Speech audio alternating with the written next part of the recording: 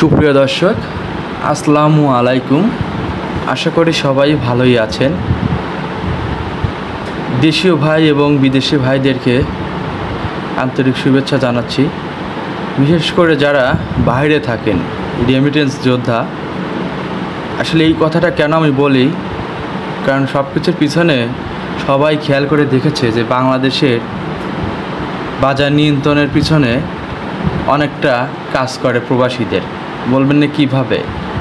প্রবাসীরা যখন রেমিটেন্স বেশি পাঠায় তখন দেশের বাজারটা নিয়ন্ত্রণ থাকে হালকা কিছু, যখনই পাঠানো বন্ধ দেয় তখনই বাজারটা কিন্তু অনেকটা বেড়ে যায়।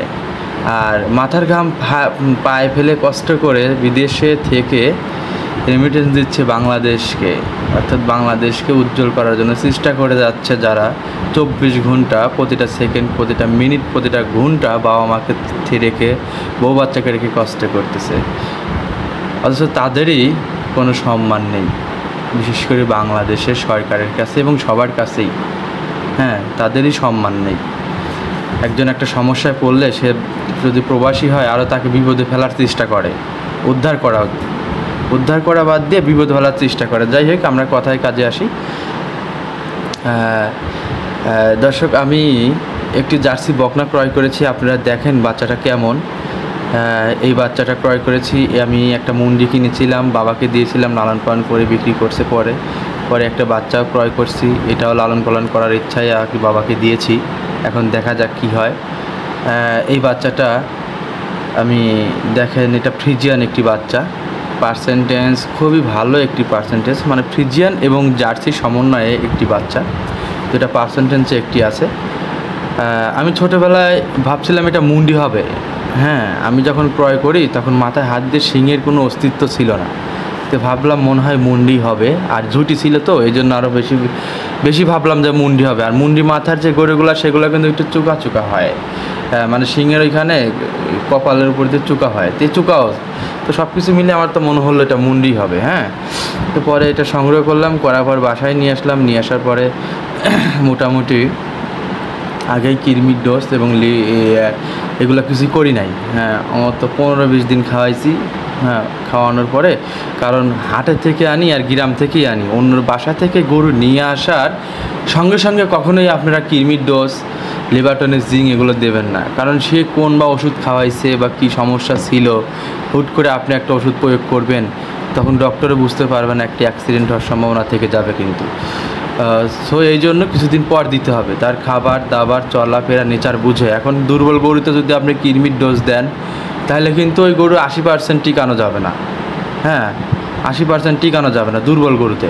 তো আপনার বাসায় নিয়ে আসার পরে যদি একটু দুর্বল থাকে, ভালো মন্দ খাবার খাইয়ে, কাঁচা ঘাস, খড়, একটু খোলটা বেশি করে দিয়ে খাওয়ায়ে দুর্বলতাটা ঠিক করে নিয়ে তারপরে কিরমির ডোজটা দেওয়া উচিত। কিন্তু আমরা অনেকেই জানি না, আমরা আনার সঙ্গে সঙ্গে কিরমির ডোজটা দিয়ে দিই, যেটার কারণে পরবর্তীতে অনেক প্রবলেমে পড়তে হয়। কিছু গরুতে স্যালাইনও লাগানো লাগে। কিরমির ডোজ দেওয়ার 2 দিন পরে গরু আর উঠতেছে না, পড়ে যাচ্ছে, পেট ফুলে যাচ্ছে। পরে কী করা লাগে? স্যালাইন নিয়ে এসে স্যালাইন মারতে হয়। তো যাই হোক, সেই কারণে আমি এটা করি নাই। 15-20 দিন রাখছিলাম। রাখার পরে মোটামুটি ভালো চেঞ্জ হচ্ছিল।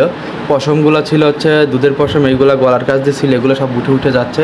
তবে এখনও কিছু পশম আসে, আপনার পিছন সাইডটা কিছু আছে।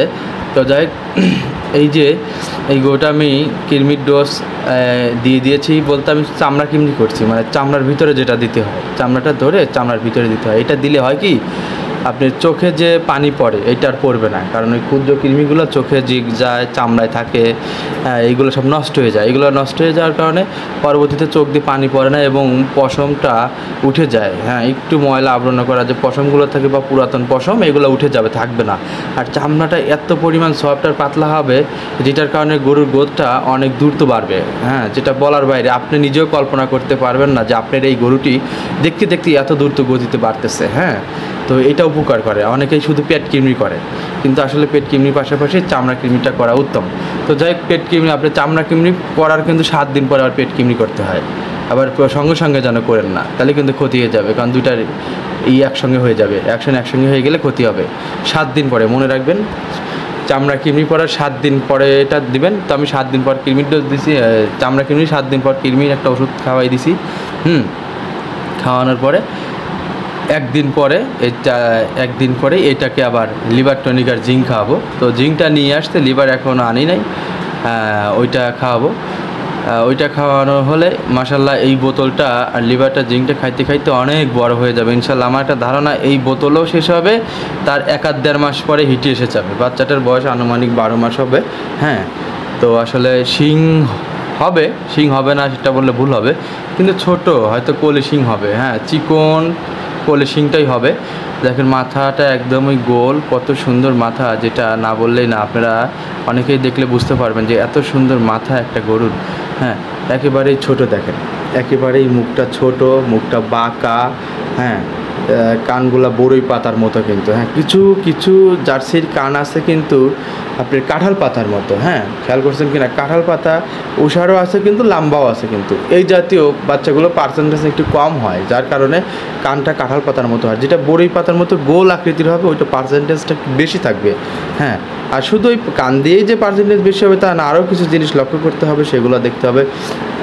তো যাই হোক, আর এটা নীল দ্বারা একেবারেই স্ট্রেট। হ্যাঁ, একেবারেই স্ট্রেট, সমান পরিমাণ স্ট্রেট, এবং লেজটা খাটো, এবং মাঞ্জাটা দেখেন সামনের দিকের তুলনায় মাঞ্জাটা কিন্তু অনেক উঁচা। হ্যাঁ, সামনের দিকে থেকে মাঞ্জাটা আস্তে আস্তে উঁচার দিকে উঠে আসছে, এবং ওর যে 4টা নিপুল আছে লাল টকটকা নিপুল, এবং আপনার কলমের মতো চিকন লম্বা লাল টকটকা, আর 1 থোপা তলা ওর। হ্যাঁ, 1 থোপা তলা ওর। তো যাই হোক, নাভি কম্বল এগুলো কিছুই নেই, নাভি কম্বলবিহীন গরু, এবং পার্সেন্টেজ খুবই হাই। আপনি দেখেন যে এর যে পা 4টা আছে একদম স্ট্রেট খাড়া কিন্তু। হ্যাঁ, এই যে ভর রাখতে পারবে 20 মণ বা 15 মণের একটা সময় ভবিষ্যতে, সেটা কিন্তু সক্ষম। সেটা দেখলেই বোঝা যায়। যদি একটা গরু 7 মণ 5 মণ পর্যন্ত ওয়েট হতে পারে, এই জার্সি জাতীয় গরুগুলো এর বেশি হবে না। তো যাই হোক, এ কিন্তু ভরটা রাখতে পারে, এই জন্য পাটা স্ট্রেট, এবং খুঁড়াগুলা কিন্তু ঘোড়ার মতো একদম ছোট খুঁড়া। এই খুঁড়াগুলা কিন্তু মানুষ পায়ে কিছু খুঁড়া আছে, যেমন সামনের দিকে চলে যাচ্ছে। হ্যাঁ, খুঁড়াগুলা নিচের থেকে সামনের দিকে চলে যাচ্ছে, ওইটা মানুষ পায়ে খুঁড়া। ওই খুঁড়ার গরুগুলো আপনি বেশি একটা বড় হবে না, যার কারণে সামনের দিকে চলে যাচ্ছে, মানে ওর বয়স সম্পূর্ণ হয়ে গেছে, খুঁড়াগুলোর উপর দিয়ে ইফেক্ট চলতেছে। হ্যাঁ, যার কারণে ওটা বড় হবে না, যেটাও খেয়াল রাখতে হবে। তো যাই, আর এই জার্সি ফ্রিজিয়ান ক্রস থাকার কারণে এখন বলবেন না ভাই জার্সি অরিজিনাল জার্সি বাচ্চাগুলোই তো ভালো মনে হয় এটার থেকে। হ্যাঁ, আপনারা বলতে পারেন, সমস্যা নেই। তবে অরিজিনাল বিস্কিট কালারের জার্সির এমনও রেকর্ড আছে যেগুলো মার রেকর্ডের কারণে 10 লিটার পর্যন্ত 8 লিটার পর্যন্ত দুধ অনেকেই পেয়েছে। সেটা সবাই জানে, এবং অনেকে আমাকে বলে যে ভাই 8 লিটার দুধও আমি পেয়েছি একটা বিস্কিট কালার জার্সির থেকে। হ্যাঁ, এটা অস্বাভাবিক কিছু না, কিন্তু আপনারা একটু ইউটিউবে হোক, গুগলে হোক, আর যেখানেই হোক, আপনারা একটু সার্চ দিয়ে দেখবেন যে এই সাদা এবং লাল জড়ানো যে গরুগুলো আছে, কেউ রেড ফ্রিজিয়ান বলে থাকে, কেউ জার্সি ক্রস বলে থাকে, জার্সি ফ্রিজিয়ান ক্রস বলে থাকে, এই জাতীয় গরুগুলা কত লিটার দুধ দিতে সক্ষম এবং কত বড় উলান তলা হয়। হ্যাঁ, মাশাল্লাহ দেখার মতো। আমার মনে হয় আপনারা ইউটিউবে দেখলে বা গুগলে গিয়ে সার্চ দিলে বুঝতে পারবেন যে ফ্রিজিয়ানের সঙ্গে জার্সি ক্রসবিটের গরুগুলা কত বড় তলা হয় এবং কত লিটার দুধ দিতে সক্ষম হয় ইনশাল্লাহ। তো যাই, এই যে গরুটা আছে, এই গরুটা আর 2 মাস বা 2.5 মাস পরে হিটে আসবে। এর থেকে বেশি সময় আর নিবে না। এই ভালো পার্সেন্টেজের একটি গরু 12 মাস হয়ে গেছে, আর 2 মাসের মধ্যে চলে আসবে। এই জন্য আমি লিভার টনিক জিঙ্কগুলো খাওয়াই দিচ্ছি, যাতে একটা কনসেপ্টটা ভালো হয়।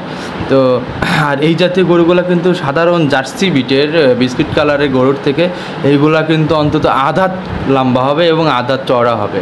হ্যাঁ, সব দিক দিয়ে আধাত করে বেশি থাকবে, কারণ ফ্রিজিয়ান একটি গরু কিন্তু এমনিতেই জার্সি গরুর থেকে তুলনামূলক বৃদ্ধি হয়, মানে বড় হয়। হ্যাঁ, আর এই জার্সি আর ফ্রিজিয়ান ক্রস থাকার কারণে দুধটাও বেশি হবে, গরুটাও বড় হবে, প্লাস এই জার্সিটা ক্রস থাকার কারণে এই গরুগুলো তো বাথানের গরু। হ্যাঁ, চকের ভিতর পড়ে থাকে ওই 5 দিন 10 দিন 20 দিন, যদি বৃষ্টিও হয় কোনো প্রবলেম নাই, বৃষ্টির মধ্যে খাচ্ছে দাচ্ছে ঘুরতেছে। হ্যাঁ, ওই আকাশের নিচে শুয়ে আছে, আকাশের নিচে ঝড় বৃষ্টি যাচ্ছে, রোদ যাচ্ছে, এই তাপমাত্রা মনে করেন 35-40 ডিগ্রি, এই তাপমাত্রা মনে করেন 15 ডিগ্রি 10 ডিগ্রি, কোনো সমস্যা নেই এদের শীতের মধ্যে, ওইভাবেই খেয়ে খেয়ে অভ্যস্ত।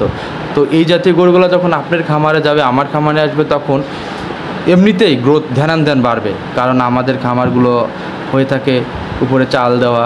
হ্যাঁ, রোদ তাপ নিয়ন্ত্রণ করে, শীতে গরম দেয় এবং গোসল বলেন, পানি বলেন, খাবার বলেন, সব দিক দিয়ে ভালো থাকে। যার কারণে আর বাথা নেই। গরু তো শহ শহ গরু, এক একজন মালিকের 100-200 গরু থাকে। তো 100-200 গরুর মালিকরা তো আর এইভাবে সেবা যত্ন করতে পারে না। তো সেক্ষেত্রে দেখা যায় যে আমাদের এই আমরা যে 1-2টি গরু পালে আমাদের মতো এত যত্নও তারা করতে পারে না। তো সব কিছু মিলে এমনিতে দুধটা বেশি হবে, গরুও মাশাআল্লাহ ভালো হবে। তবে ফার্স্ট ল্যাকটেশনে এই গরুগুলো একটা আইডিয়া দিতে পারি আমি, 20+ সম্ভাবনা আছে। হ্যাঁ, 20-এর উপরে থাকবে, মাস্ট বি।